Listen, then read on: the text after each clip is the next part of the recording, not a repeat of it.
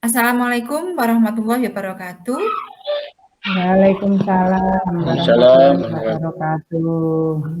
Selamat pagi Bapak Ibu semua, mudah-mudahan semuanya sehat dan masih semangat untuk melanjutkan in-house training kita. Kita sudah sampai di hari ke-8 ya, 8 atau 9 ya. Nah, untuk pagi ini kita akan memulai materi berikutnya, tapi sebelum itu kami persilakan yang piket hari ini untuk membuka in-house training kita kepada Bu Lulu Darminingwati. Dipersilakan. Terima kasih Ibu Iwi. Ya. Bagaimana? Sehat semua teman-teman, Bapak Ibu? Alhamdulillah. Sehat walafiat. Agar pembelajaran kita di pagi hari ini bermanfaat dan selalu dilindungi oleh Allah Subhanahu wa taala, mari kita berdoa menurut keyakinan masing-masing. Berdoa dipersilakan.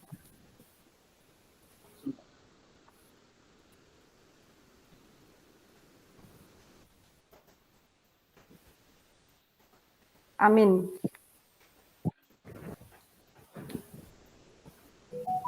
Selanjutnya ice breaking. Bapak Ibu, agar kita bersemangat pada pagi hari ini, kita tirukan gaya anak-anak kecil di sini ya. Monggo kita berdiri terlebih dahulu. Ikuti irama dan gayanya trio kwek-kwek ini.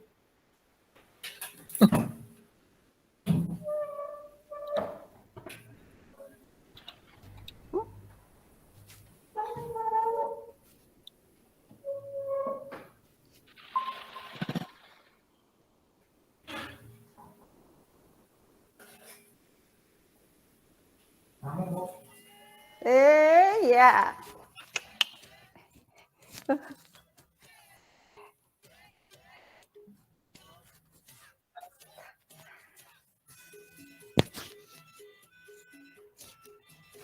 Nggak keluar suaranya, Bu.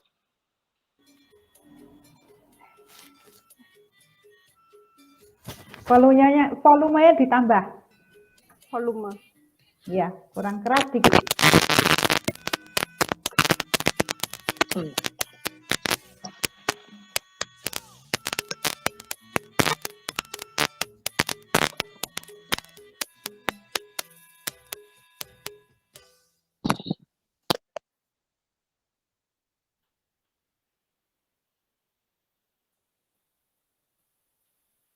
Terima kasih.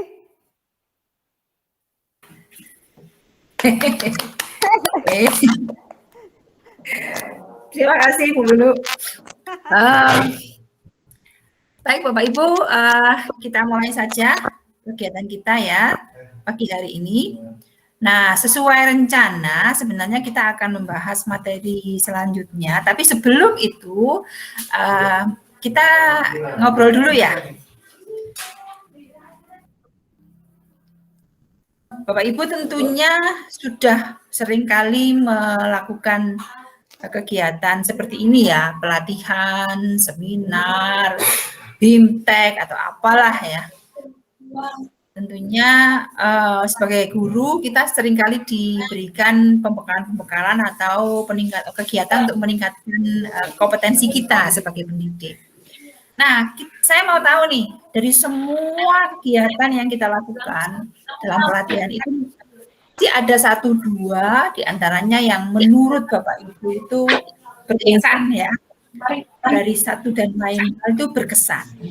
Saya ingin tahu, diceritakan ke teman-teman yang berkesan ini yang seperti apa? Apa yang membuat berkesan? Woi, Mas, jambatan apa ya?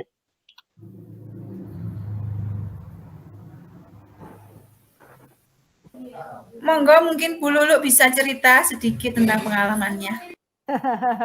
Pengalaman lama saya itu beberapa tahun yang lalu ya. Beberapa tahun yang lalu itu ada di tahun 1998. Itu memang merupakan hal yang berkesan ya. Waktu pelatihan itu diadakan di Jakarta di gedung Halim Perdana Kusuma. Ya, saya tertarik dengan pemateri-pematerinya, narasumbernya.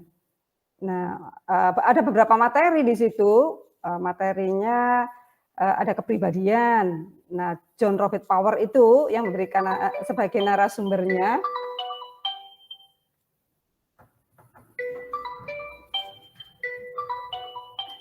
John Robert Power ya sebagai narasumbernya, kemudian pakar pendidikan pada itu Pak Arif Rahman ya untuk ini pendidikannya, pendidikan psikologi anak waktu itu.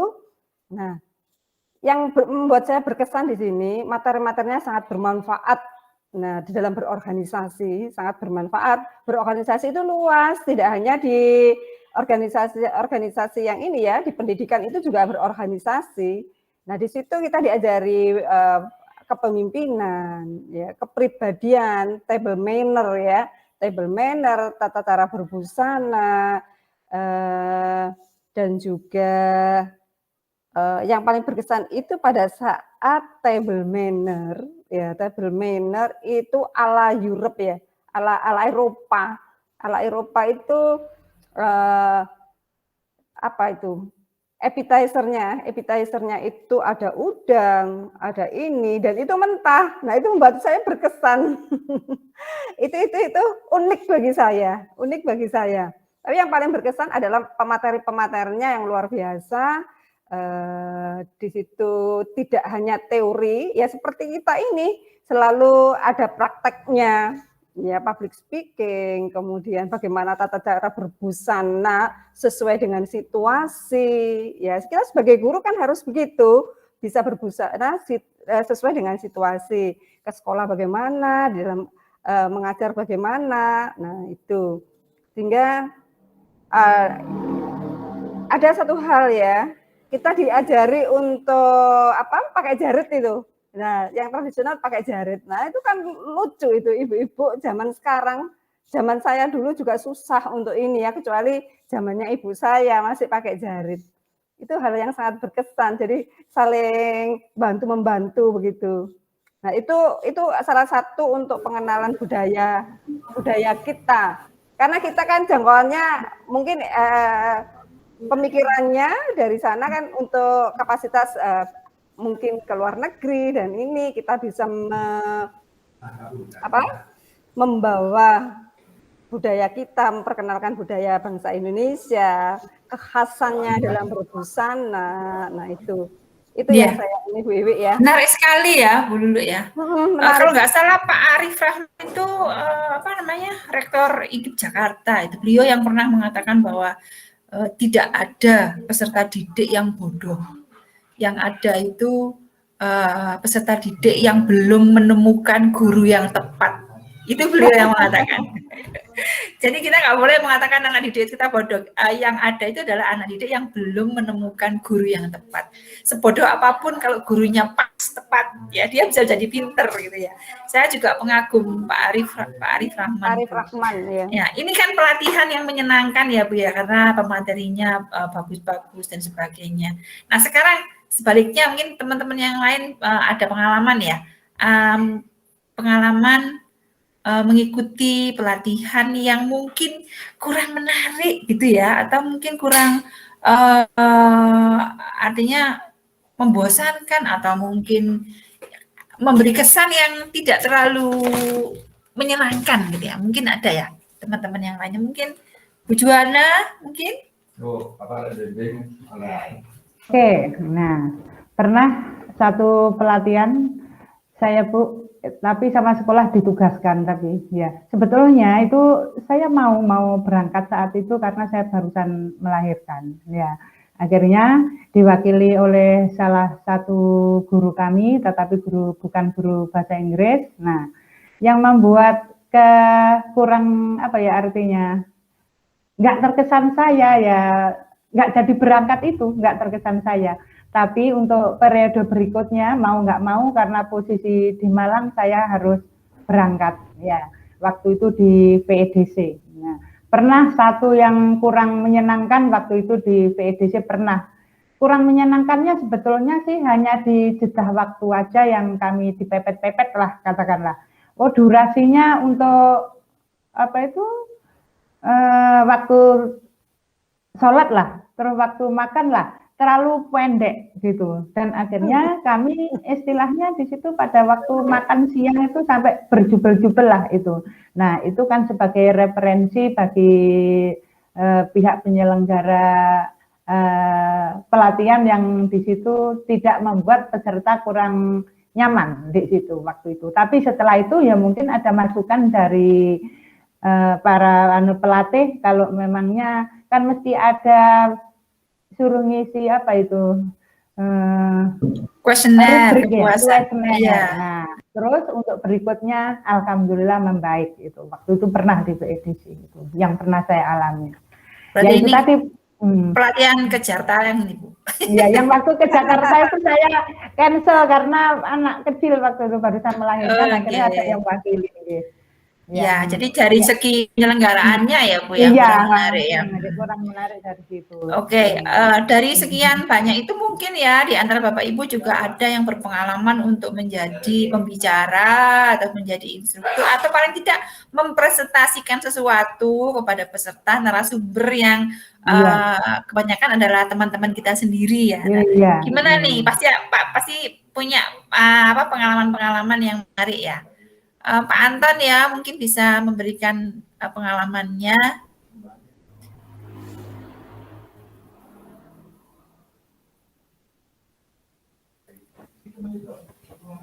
Masih mute, Pak.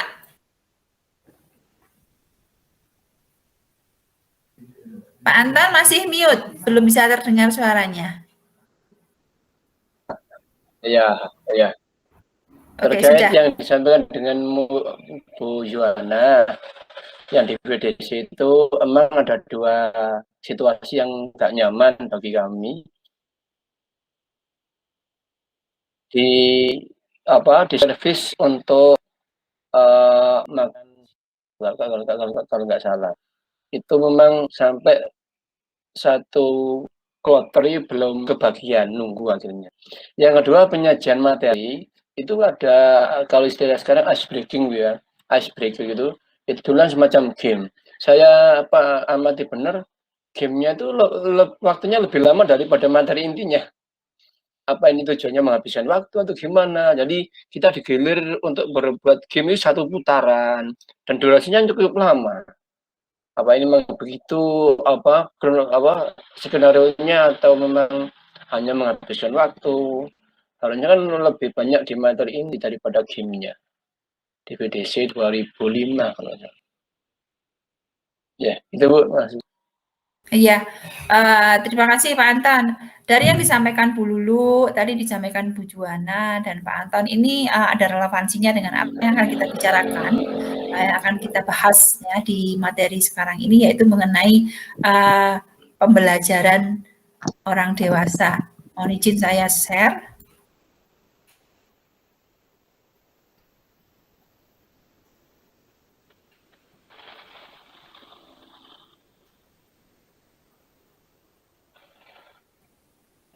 Sudah kelihatan? Sudah ya? Sudah. Nah, pembelajaran orang dewasa itu kita singkat dengan POD.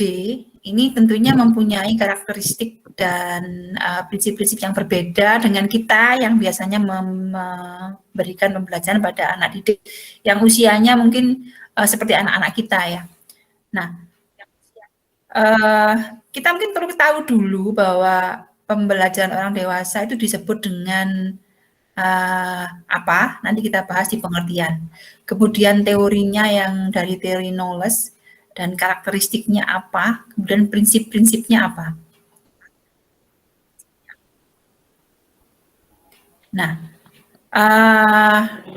asal katanya adalah andragogi, itu bahasa Yunani ya. Kalau Bapak Ibu sering mendengarkan pedagogi, yang di sini ada andragogi. Kalau andra atau aner itu artinya dewasa, agogi itu artinya membimbing atau memimpin. Berarti andragogi itu artinya membimbing orang dewasa. Nah, ketika kita bicara andragogi, maka kita akan mengingat tokoh ini, Malcolm Shepard Knowles, ini yang seseorang tokoh pendidikan di Amerika Serikat yang mencetuskan seni dan ilmu pembelajaran orang dewasa. Dan itu sekarang ini yang banyak menjadi acuan di seluruh dunia. Nah, karakteristik belajar orang dewasa itu minimal ada 4 ini ya, 5, ada 5 ini. Karakteristik ini yang harus kita pahami betul bahwa orang dewasa itu memiliki yang pertama konsep diri. Jadi individu yang mandiri sehingga dia punya tanggung jawab terhadap dirinya sendiri, bisa mengarahkan dirinya sendiri. Itu ciri khasnya orang dewasa. Dan mereka juga punya pengalaman. Jadi mereka punya pengalaman yang sudah mereka oleh dan itu menjadi sumber belajar yang berharga bagi orang dewasa untuk membuat keputusan, untuk memilih sesuatu itu berdasarkan pengalaman-pengalamannya. Nah, yang berikutnya kesiapan belajarnya. Orang dewasa itu memiliki kesiapan belajar karena mereka sudah tahu apa saja yang mereka perlu ketahui dan apa saja hal-hal yang dapat mereka lakukan. Jadi mereka sudah memilih, makanya mereka lebih siap untuk belajar, itu orang dewasa. Kemudian mereka juga memiliki orientasi belajar yang berpusat pada masalah atau problem centeredness. Kalau tidak ada masalah, sepertinya mereka tidak akan terlalu tertarik untuk belajar ya. Tapi kalau sudah ada masalah, harus selesaikan masalahnya, maka akan termotivasi. Nah, kemudian yang terakhir adalah motivasinya. Motivasi yang dimiliki oleh orang dewasa untuk belajar itu adalah motivasi yang internal. Jadi keinginannya itu lebih kepada bagaimana cara memberikan kepuasan kerja, meningkatkan harga diri, kualitas hidup, dan sebagainya. Nah, itu karakteristik orang dewasa. Makanya setiap kali kita pelatihan pasti kita bisa menentukan ya mana pelatihan yang menyenangkan, mana yang kurang menyenangkan, kenapa gitu ya. Nah, kemudian andragogi atau pembelajaran orang dewasa ini memiliki 4 prinsip ini yang perlu kita selalu camkan ketika kita mulai mempersiapkan diri untuk melaksanakan IHT nantinya. Ada 4, yaitu keterlibatan.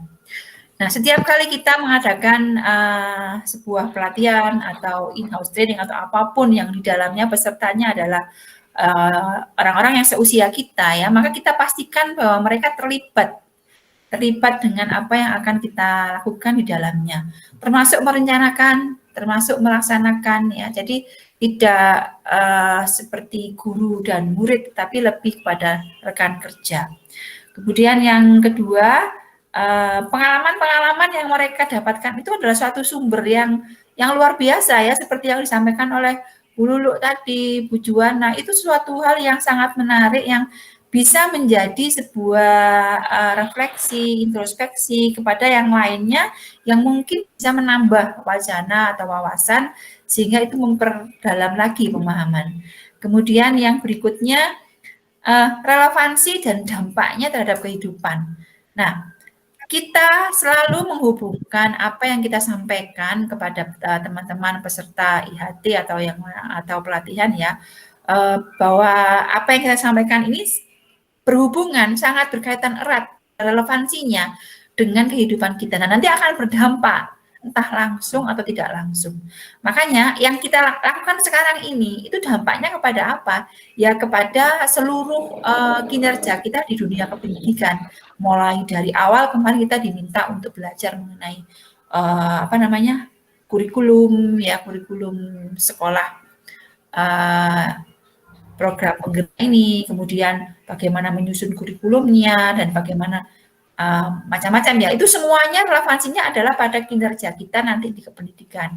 Yang itu tentunya sangat berdampak nanti kepada siapa? Kepada diri kita sendiri, kepada rekan kerja kita, dan tentunya kepada anak didik kita dan yang lainnya yang merupakan stakeholder ya, pemangku kepentingan di sekolah kita. Dan itu semuanya berpusat pada masalah. Nah, kita tahu bahwa sekarang ini ada masalah ini. Pendidikan kita ini ada masalah. Masalahnya apa? Banyak. bahwa anak-anak memiliki tingkat literasi yang sangat rendah, bahwa anak-anak memiliki kemampuan numerasi yang rendah, bahwa anak-anak itu kalau diukur dari PISA, kita itu rankingnya itu rendah sekali, dan sebagainya, yang itu sekarang sudah mulai digagas oleh kementerian untuk segera dirubah. Masalah itu tentunya juga masalah yang bersumber dari sekolah juga. Nah, oleh karena itu, inilah yang kita lakukan sekarang. Itu nanti kita akan baca lebih banyak mengenai masing-masing. Jadi nanti kita akan buat sebuah refleksi, Bapak Ibu ya. Buat sebuah refleksi ini nanti kita kerjakan di kegiatan refleksi supaya Bapak Ibu bisa menilai dari apa yang kita lakukan itu apa yang mungkin kurang atau apa yang perlu ditambahkan, apa yang perlu diperbaiki dan sebagainya. Nah, mohon setelah ini nanti Bapak Ibu bisa segera membuat merespon di LK yang sudah ada untuk menjawab pertanyaan refleksi tentang pembelajaran orang dewasa dan teknik-teknik, prinsip-prinsip dan teknik-teknik fasilitasi. Ya, saya kira itu materi kita pagi ini. Sebelum kita menyelesaikan, mungkin ada yang mau disampaikan atau mau ditanyakan, dipersilakan.